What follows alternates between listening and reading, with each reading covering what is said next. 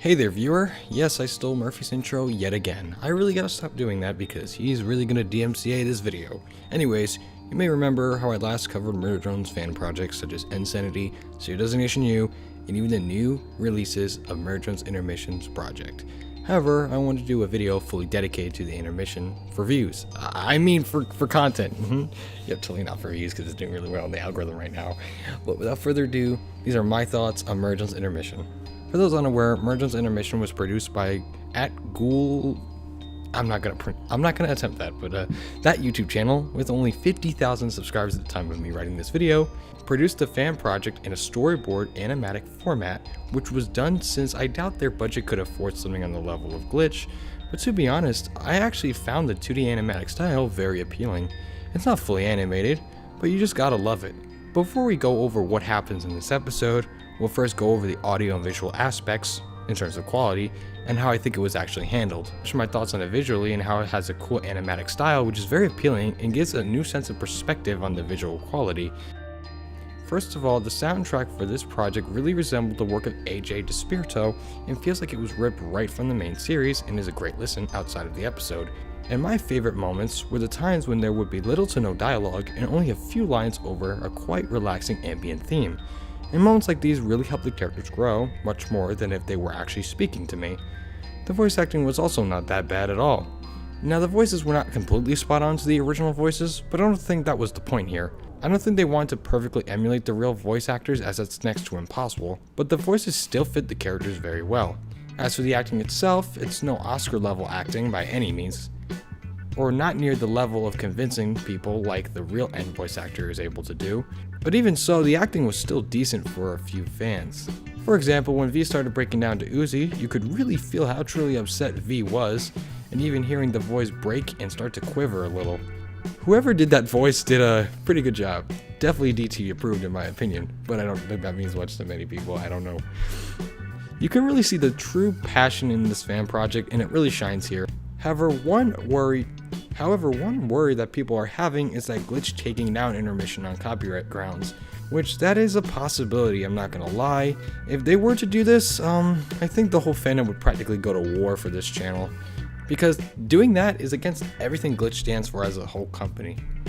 Their whole purpose is to provide a safe space for indie animation as a whole, and them just striking a channel over this would be very disappointing to watch, not gonna lie. I wouldn't be mad, I would just be really disappointed in them, because if anything, it's giving Glitch and Murder Drones more attention, subscribers, and even views, and help keep the fandom on life support while they wait for episode 8.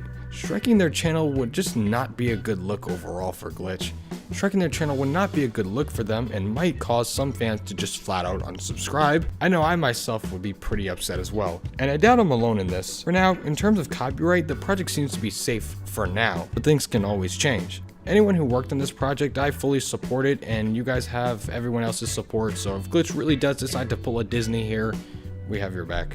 Now that I want to talk about the episode story, now that we've covered the video and audio quality as I mentioned in the Murder Drones fan projects video earlier in the week, Intermission takes place between episodes 4 and 5 of Murder Drones, and acts as well an intermission and a way to bridge the gap between both episodes, rather than make a side story that's not canon to the mainline series. Now, obviously the characters are not going to reference the events of Intermission since Liam had nothing to do with this project at all, but I like to pretend in my own mind that these events truly did happen, and from now on, whenever I go back to rewatch this series, I will include this in my rewatches because yes, it is really that good, you guys. The episode picks off right after the bus ride home from the camp that we just saw in episode 4, Cabin Fever.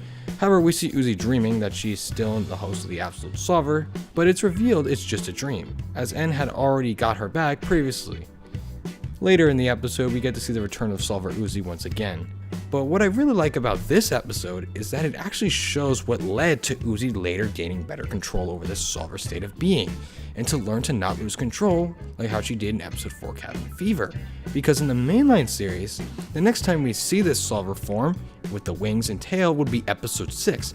However, in that episode, she wasn't going on a killing spree and she could use it while maintaining her sense of self.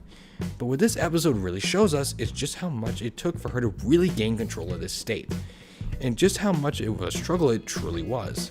It really makes me wonder, did Murder deserve more episodes than this? I think it does, as this should have been included in the main series, because I do not like the light switch nature of Uzi just being a mass murderer one second and then suddenly an angsty regular teen the next.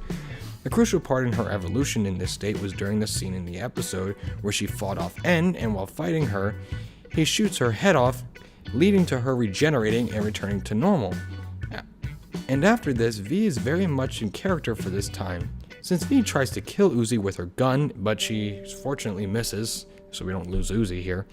And we really got to see the difference between V and N's perspective on Uzi losing control and how to fix it, as N wants to fix it the old-fashioned way, keeping her safe as possible, but V opts to want to kill Uzi so another rampage like this never ever happens again. What do I think is the better method? I'd have to say N, because killing her over this seems a bit extreme, when there is a way to get her under control, and N's method certainly does put many at risk. If he didn't shoot her head off when he did, he would have probably been severely harmed and maybe even worse. After this, V goes to find Uzi to go kill her, but she finds Uzi crying, and just when she's about to do it, she opts to not kill her, and this really shows V's development into becoming a bit more on the soft-serve side than Glitch ever showed us, since in episode 6 she suddenly trusts Uzi, but it feels so forced to me. V did save Uzi earlier in episode 6, but her suddenly trusting Uzi felt a bit weird to me, and it felt like a bit of rushing V's development just to get the series out of here. This isn't confirmed obviously, but it just feels that way to me. And later in Intermission, while V did drop her plans on killing Uzi, and they seem to be somewhat okay with each other for now, she's still under the firm belief that there is just no fixing Uzi at this point. Also, I like NV, so the hug here I really like because I'm biased, so shut up. And we finally see what truly led to Uzi's idea of going into the minds of N and V to find out the truth of their origins, and also a potential way to find out how to fix her. But at the end, she finally is able to use her solver form's properties while maintaining control of herself. But when V pushes her off the spire in anger, Uzi wings deploy to save herself, and she accesses the state and remains in control. I personally don't like this because it felt so sudden to me. It's not all that bad because it did feel a lot more deserving than what we got in the mainline series in episode 6 when she just suddenly had control. There was real build-up in this moment in this episode, rather than the sudden control over herself that Glitch provided. Overall, Mergeon's Intermission was not only a great concept, but also great execution, even though some things did bother me, particularly the sudden control of Uzi's form, but it did have a much more build-up than whatever Glitch did. Congrats on this episode and all the success to come from it, you guys. I hope you're watching this, because 500,000 views on a 50,000 subscriber channel is just insane to me. It's not far off from a real episode's numbers, which is just, I can't comprehend that. And I personally think it's one of my favorite episodes in the show, and honestly I think it is my main favorite here. Even though it's not official, but that doesn't really matter. It's still really good and it'll always be canon in my mind. But let me know down in the comments if you loved Intermission just as much as I did. Thanks for watching, subscribe, drone thrown out, take care.